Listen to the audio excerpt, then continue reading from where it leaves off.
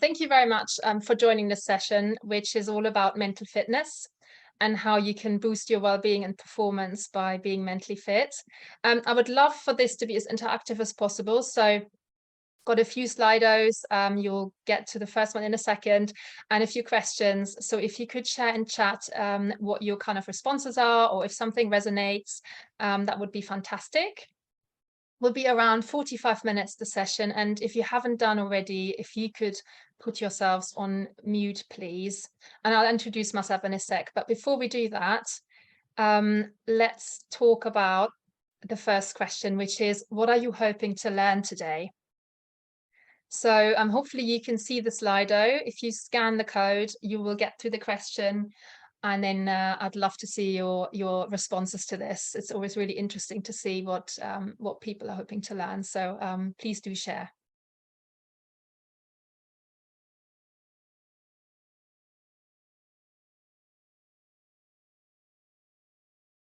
There tend to be sort of certain themes that come out, so it'll be interesting to see whether it's the same today as well.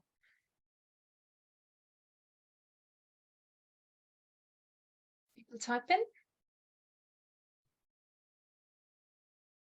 So themes I tend to see are, obviously well-being, tips, positive mental fitness tools, feeling more confident, coping mechanisms, yeah, how to support myself, yeah. Being resilience is always a big topic as well, that comes up a lot, especially at the moment with so much going on, challenging situations. Yeah, please do share.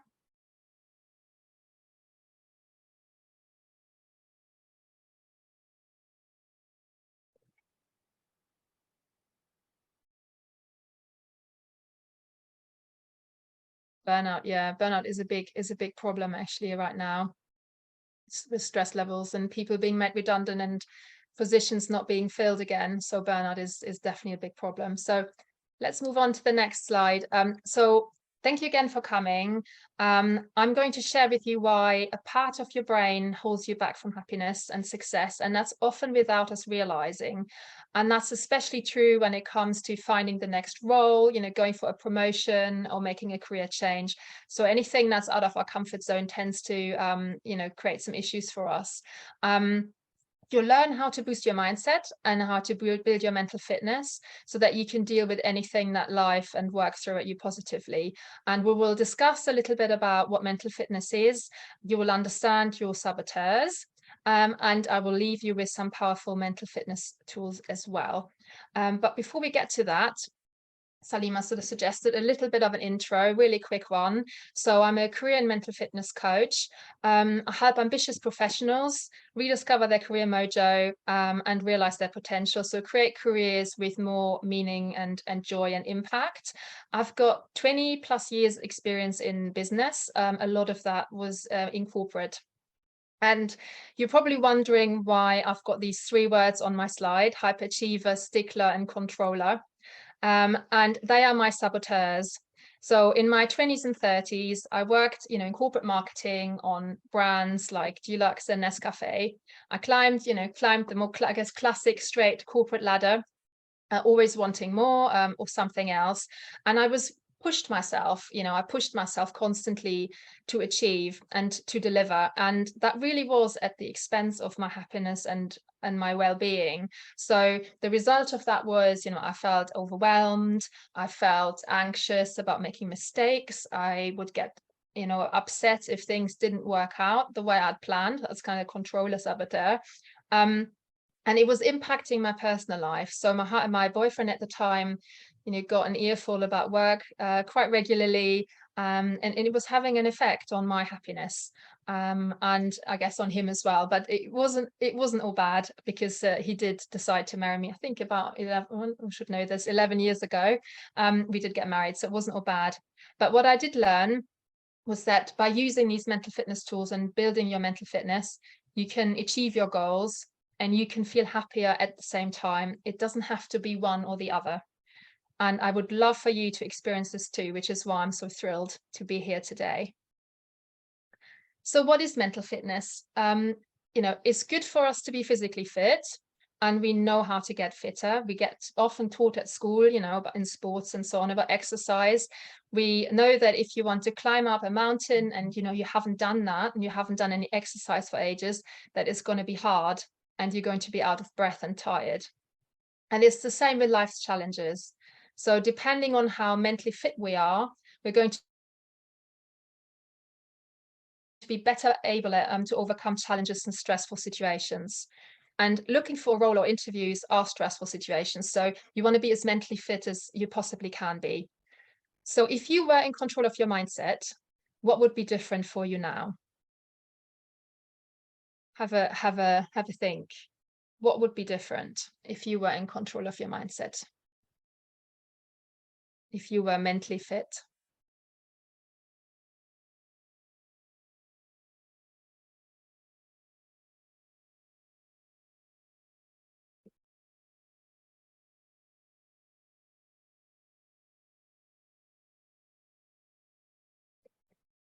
Yeah, wouldn't be disappointed. Disappointing news wouldn't impact you. Yeah. No overwhelm. Peace. Yeah, peace. I mean, the mental head, the headspace you would have, achieving more. Yeah, more balance. Procrastination is a big one. Yeah, we're very distracted these days, all of us.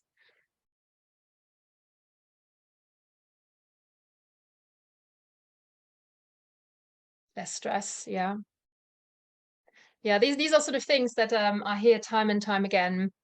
Happiness, peace of mind, focus is another one, you know. If we could be focused, that's a really big one as well. And feeling more fulfilled. Thank you for sharing. Hopefully it helps you all actually seeing, you know, what everyone else is saying too, because it makes you realize that, you know, everyone has got this mental chatter going on. It's not just us. And so the key benefits really when you've got strong mental fitness are those three that I've listed on this slide. So you perform better whilst working less hard. You will feel less stress and much more consistent happiness. And that is even in tough times. And your relationships benefit too. And that's because you handle conflict in a way that deepens trust and harmony. And this is relevant at work, obviously with your colleagues, but it's also relevant in your personal relationships with your loved ones and your children. And the measure of mental fitness is your PQ.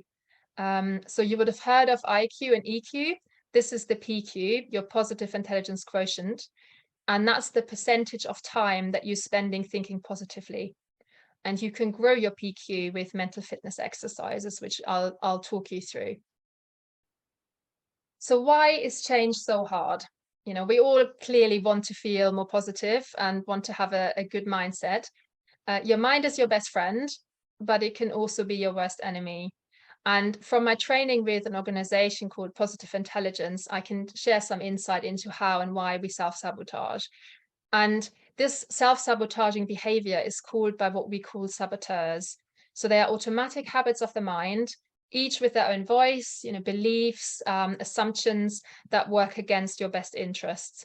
And unfortunately, we all suffer from at least a couple of them. They get triggered, especially if we step out of our comfort zone. So you're going to go to an interview to get a better job, a more senior role. Your saboteurs will pipe up. Our brains don't like change or trying new things, and so they try to stop us from moving forward. They want to keep us safe. That's where it ultimately comes from. But luckily, you've also got access to 5 core powers to unlock a positive mindset. And they're often underused and they're often overpowered by our saboteurs, which is why it's so hard to make a positive change. But when you strengthen these, you will live life with much more ease and flow, that peace of mind, even when faced with great challenges. And we call this connecting with our sage. And you'll learn more about the saboteurs and the sage and the tools to deal with those today. The methodology I'm going to take you through is is built to build mental fitness, weaves together these 4 sciences, and it uses, you know, latest research on tools from these. It's based or been founded by someone called Shirzad Chamine, who's run research with over 500,000 people across the world. And he's written this book called Positive Intelligence, which is a New York Times bestseller, where he breaks this research and the concepts and tools that I'll share with you down in more detail. So if you're interested, it's a fantastic book to read. And the work I do with my clients to build their mental fitness is based on this too. And Shirzad and his research team have developed a highly effective way to grow your mental fitness, which is, you know, why you're all here. You want to learn about how to do that. And they use the power of factor analysis to get to the root cause of our problems. We're all, you know, unique individuals. We have different challenges, complex challenges, and our brains are pretty complex places. But the good news is you only need to work on 3 core mental muscles to grow your mental fitness and to deal with challenges positively. And they are these 3. So the first one is the saboteur interceptor.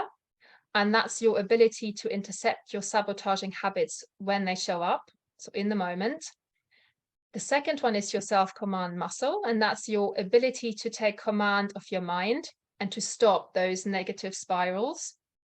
And the third is your sage muscle. That's your, you know, your peace and calm. You can think like of it like an inner Jedi that's able to think, you know, think clearly, centered, and think big picture. And so the first mental muscle, the saboteur interceptor, that's your ability to intercept your sabotaging thoughts as they start to happen. And to intercept the saboteurs, we need to know what we're looking for. You know, you can't fight an enemy if you don't know what he looks like. So let me introduce you to the saboteurs. There are 10 saboteurs at play. They all play out in different ways.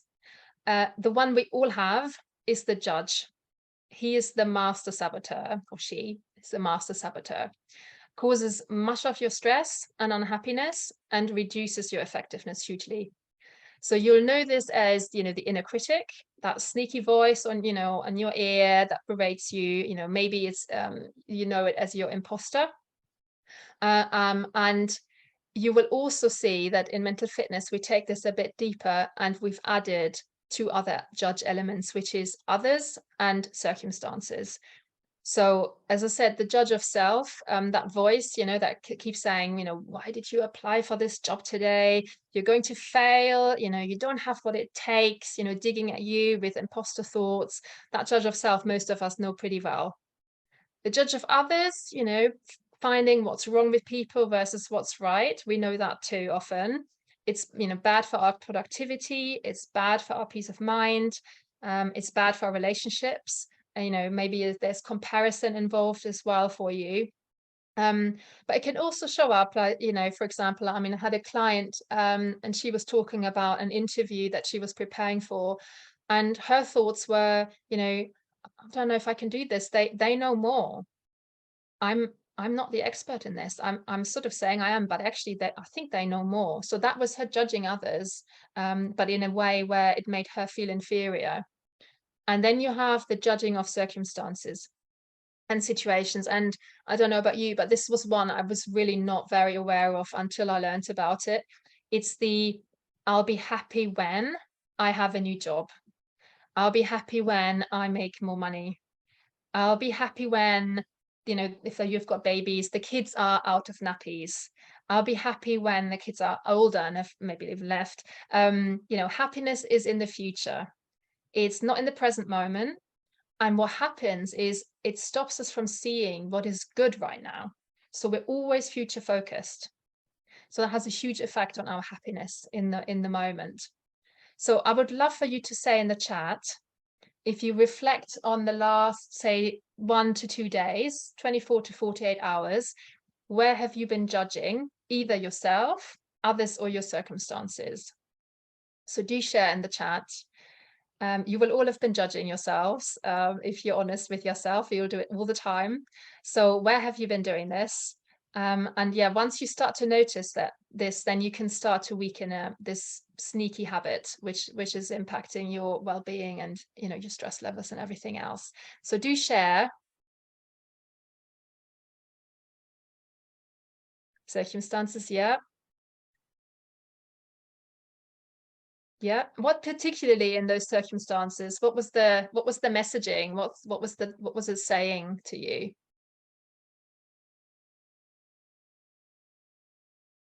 Any particular things about your circumstances? Landed a new role, yeah. When I achievement is often linked to this. Money is often linked to this. Or even, holidays. When I'm on holiday, I'll be happy. Yeah, maths and shoulds. Yeah, thank you for sharing. We all do this, and it's really not doing us any good at all. So unfortunately, the judge has got some accomplices. So when you're in judge mode, there are some accomplices that he pulls in. And these saboteurs are habits of the mind, they're habitual ways of thinking that we've picked up often when we were little. It can be as a survival protection, strategies to get love and attention when we were little. But it can happen even when we've had great parents, and it can also be born out of experiences later on in life. And they have us act in certain ways, and they get in our way constantly. So when you're looking at these, we've got the controller, the hyperachiever, the restless, stickler, that's perfectionism, the pleaser, hypervigilant. The hypervigilance is kind of risk aversity, seeing risk everywhere, avoider, victim, and hyperrational. Hyperrational is sort of about emotions emotions are messy. Let's just think about this rationally, and let's not delve into emotions. So when you see these, which ones are coming up for you? Which ones resonate? Let's see what this group is, what this group's top saboteurs are.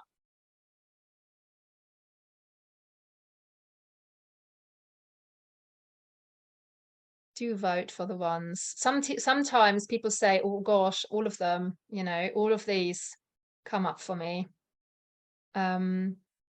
But it could just be one or two. The judge is always a strong one, but it really does vary. Okay, so please don't avoid it at the moment. Anyone else? I had a team the other day, there were a lot of pleasing saboteurs going on in that team. Hyperachiever tends to be happening quite often, and controlling and perfectionism for kind of ambitious professional people. They tend to often be strong. So it looks like pleaser is the number one for this group. That's interesting. And then control and avoider. I will share a link later so you can find out what yours are by doing a survey. It's still changing. It's still pleaser though. So you will get a link to a 50-question saboteur questionnaire, which takes about 5 minutes if you want to take it. And when you get the results, you'll get a report with a great breakdown of each of these saboteurs and how they're lying to you. So, the negative emotions they're causing and how they're impacting others too. And as I said before, we often have one or two saboteurs which are the strongest. And with this work, you can focus on weakening those and learn new mind habits. And the beauty is that you automatically weaken the rest of the saboteurs too by doing that. So you don't have to work on all of them. You work on your judge and your one or two top saboteurs, and that will automatically weaken all the others as well. And as I said, I will share a link at the end so you can take the test. And the lies of the saboteurs are, for example, I will make you happier and more successful. So the hyperachiever, will say, you will achieve more because of me. You must keep working, it gives you a short-term dopamine hit and short-term results, but long-term, it might be burnout. You're not going to be able to think straight. You're going to be stressed. And importantly, you won't be able to enjoy where you are because you're already looking at the next goal. That's what the hyperachieving saboteur does. And the judge's lie is that it will keep you happy and safe. But really, the judge robs you of opportunities and chances to progress by staying in your comfort zone. So, it stops you from applying for that role that would be a promotion. It stops you from, going to the interview because you think you're not going to be able to do it. So it actually gets you the opposite of what it promises. And so make a note now, if you've got a pen and paper, what lies does your judge tell you? Or what lies does your, whichever was your top saboteur that you identified, tell you? And what does that cost you? What's the cost of this? Because there is a cost. So just make a note. I'll kind of wait maybe 10 seconds to note down, what's the lie of your judge? What does it promise you? Or your top saboteur, and what does it cost you?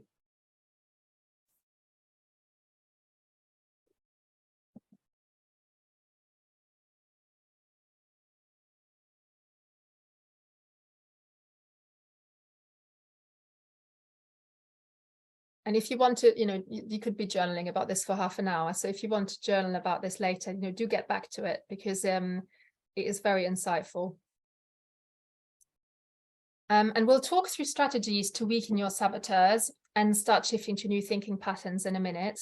But first, let's talk a bit about how the neuroscience bit works. So the saboteurs live in a very different part of our brain to our sage brain. They live in the that left brain, which you might know of as, the monkey brain, the lizard brain, survival brain. And that's where our fight, flight, and freeze stuff happens. And the saboteurs are habits that are trying to keep you safe. And the sage part of your brain is that, the right part of your brain and the middle prefrontal cortex. And that's where you can feel empathy for yourselves and others. And what happens is that the saboteurs, they're pushing you to do stuff through negative emotion. It's very much, shoulds and musts. Whereas the sage part of your brain motivates you through the pull of positive emotions. So I put, purpose on this slide. Pulled by purpose is very different to pushed because you think you need to, get a better job to look good on your CV and in conversations with friends. So the pull is where we want to be. And the saboteurs might generate success. They might get you so far. They might get you to achieve all sorts of things. So maybe, you have got a good job, you're managing a team, you achieved all of this with your hyperachieving saboteur, but you're not going to achieve long-term happiness. A lot of highly successful people are still deeply unhappy because their saboteurs have driven them to that success. They get to the mountain, they've been climbing this mountain, scrambling up, desperate to get to the top. And when they get there, they celebrate for 2 minutes, if that, maybe one, if at all. And then it's, where's the next goal? What now? Bigger, better, more. And the sage can generate your highest success and happiness. And so you can enjoy the journey. So we want to be in that kind of part of our brain as much as we possibly can. And so people go, well, aren't negative emotions good for you? Isn't it helpful that this thing, my judge, my hyperachiever kicks me into touch and makes me get things done too? How is this not a good thing? But hopefully, if you were to put your hand on a hot stove, so imagine this being a hot stove, you put your hand on it, and I asked you, is pain good for you? Obviously, you wouldn't ideally want to put your hand on it, but let's assume you have. Is pain good for you? Hopefully, you're thinking, yes, pain is good because it means I move my hand. If I didn't feel the pain, I wouldn't move my hand and my skin would get burnt to the bone. I'd be in agony. So pain is useful as an alert signal. It's useful to tell us something is wrong, something is going wrong.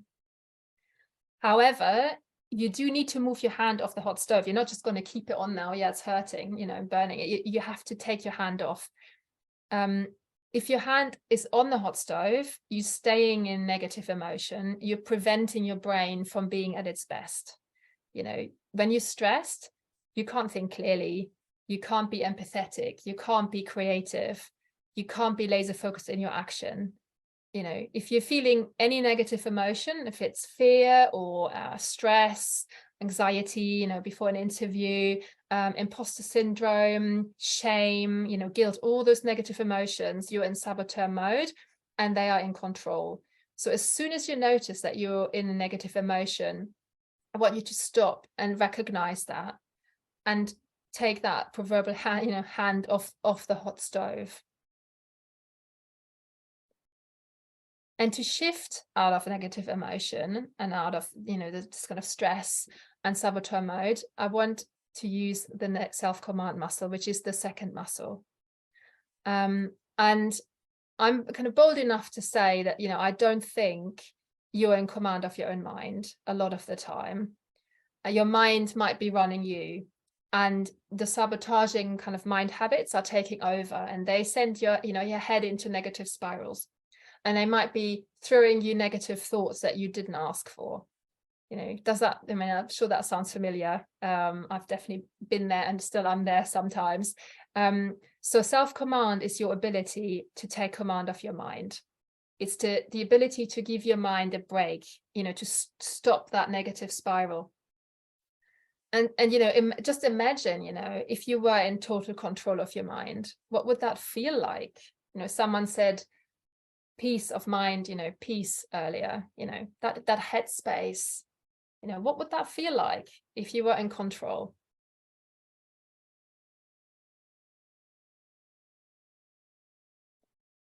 And so how do we take control, I hear you ask? We take control of our mind through doing PQ reps. And in mental fitness, we're growing mental fitness muscles, and a PQ rep is a brain exercise which shifts the activation from the saboteur part of your brain to the sage part of your brain. And I want to give you a little taster of what this feels like. So if you take 2 deep breaths and then put your finger and thumb together and look at your fingers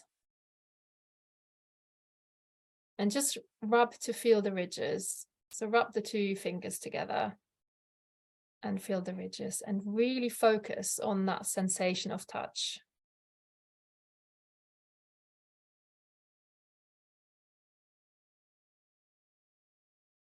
Just really focus on that. And hopefully you felt, you know, a tiny shift in your body. And if we were to put your head under an MRI scan, we would have seen brain activation moving from that saboteur part of your brain, you know, on the scan to the sage part of your brain with just 10 seconds. So it doesn't take an hour of meditation. This is done in the moment. It can take as little as 10 seconds. And a few PQ reps calm those saboteur parts of your brain. And they're basically, if you think of them as power breaks, you know, getting into your physical sensation is like a micro break, like a micro injection of mindfulness that you can easily do throughout your busy day. And actually it's most effective if you do it throughout your day. And so let's just do a few more. So if you close your eyes, sit up straight and put your feet flat on the floor and your shoulders back, and have your spine relatively straight. And just become aware of your feet. Wiggle all of your toes. Find all of your toes. And let go of any thoughts you might be having and just focus on your feet. Focus on all your toes, wiggle your toes.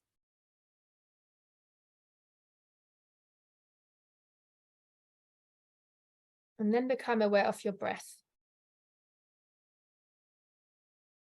Feel the temperature of the air as it enters your nostrils. An ever so slightly different temperature of the air as it exits your nostrils.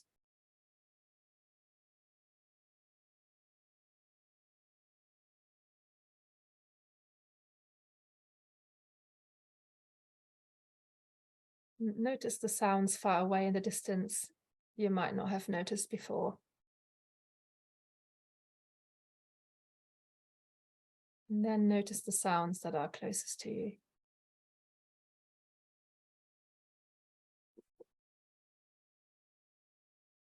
And now put your fingers on the palm and against the fingers of the other hand. And just rub your palms together and feel all those sensations of touch.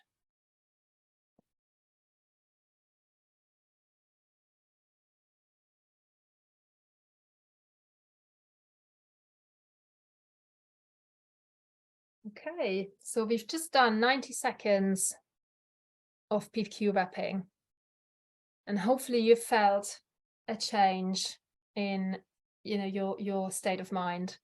If you want to share in chat just a word of how that felt, that would be fantastic. So how did that feel?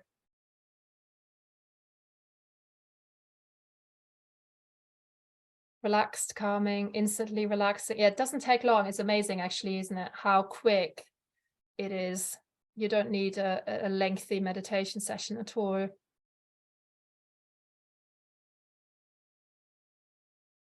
Lots of yawning, yeah. Thank you.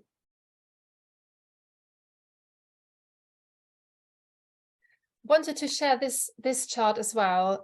This is from a study done by Microsoft Work Labs, and the top shows a brain that's gone from meeting to meeting to meeting without a break, and you'll see that it's getting increasingly stressed based on the color chart. So the more yellow and red, the more stressed this brain is.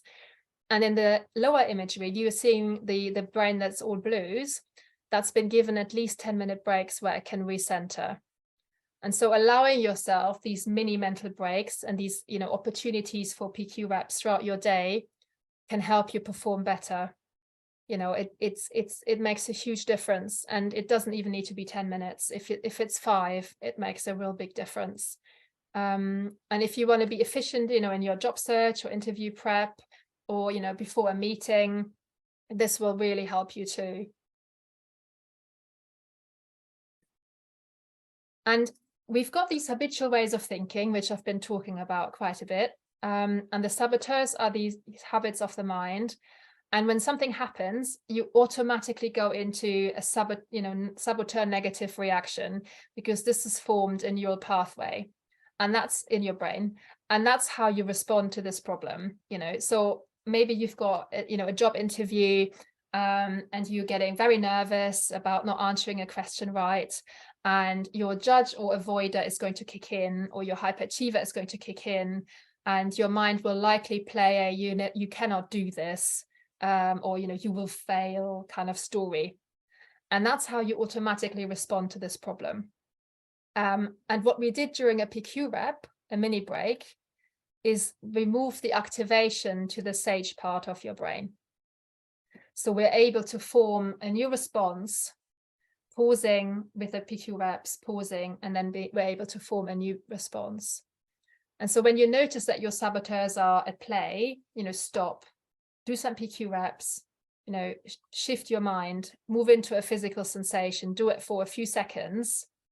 You pause, you do the PQ reps, and then you're shifting, by doing this, you're shifting your brain activation, and you can choose the new positive way of being. And these new ways of being, you know, over time build new neural pathways, whilst the odd pathway withers away. So you can think of it like, you know, the well-worn road, the motorway. You know, you've got a 8-lane LA style motorway in your head of responding in a certain way. Maybe if someone criticizes you, you know, you get triggered and you respond in a defensive way. That's the way you respond.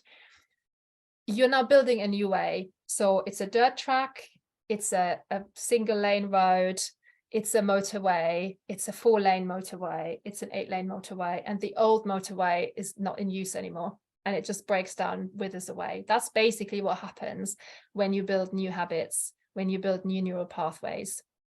And your brain is plastic, so you can change your brain and your mind's sort of habits up to the day you die. So it's not, you know, just childhood. All the way through your life, you can change the way your mind works and you think. And research shows that we need to aim for 3 positive emotions for every negative emotion. So it's a 3-to-1 ratio. to have a good level of mental fitness, so we can perform better and we can feel happier. It's called negativity bias.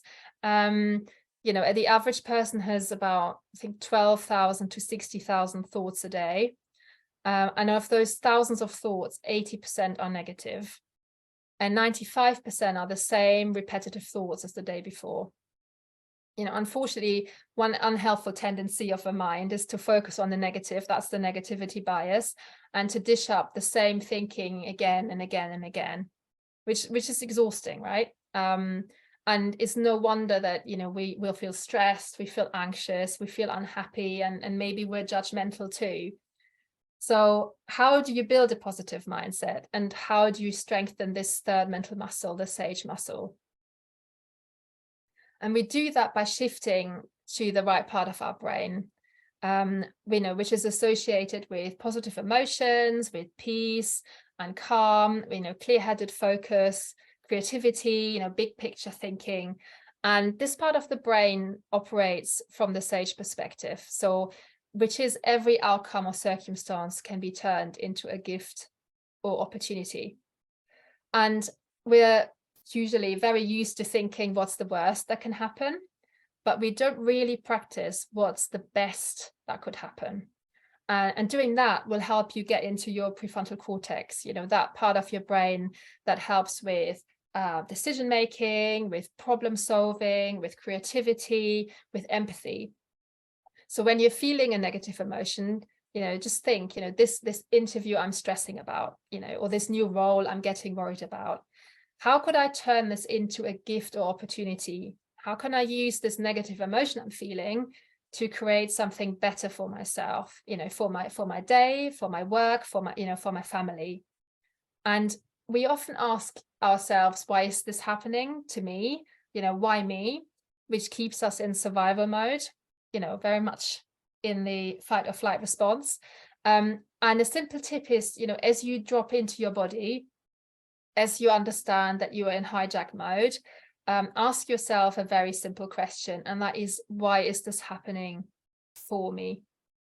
This thing which I find difficult, this is, the situation that's challenging, or whatever has gone wrong, how can I turn it around instantly by openly inviting that thinking? And it really helps you shift out of negative emotion and thinking and into a more positive mindset. And there are 5 mind powers which you can build to navigate any situation with a positive mindset. And there are these 5. So you've got the power of empathy, and that's empathy with yourself, with others, and with your circumstances. You've got explore, and that's looking at, all the factors in a situation for much longer than your saboteurs might want you to. They want to, react immediately, but you're exploring in depth. And then you can innovate. So once you've explored, you can think about all the different possible options for you.